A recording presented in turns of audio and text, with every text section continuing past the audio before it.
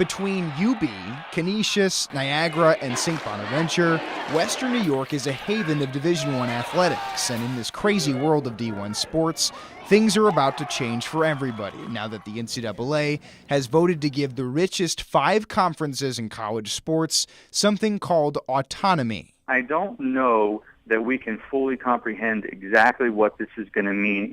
Basically, autonomy means this. The Pac-12, SEC, ACC, Big 12, and Big 10 will have the full authority to make new rules for student athletes. None of the schools in Western New York compete in these leagues, but their counterparts in the Power 5 could now make rules to give players things like additional stipends, travel allowances for families, and better medical coverage. And the fear is that rule changes could push high school prospects in all sports to pick the big schools that could afford these benefits instead of picking the schools like the ones we have here in Western New York. I don't know that I would say worried. I think it's something that's realistic. I think that's something we will be facing. Barron up the sideline for the win. It's good! It's good!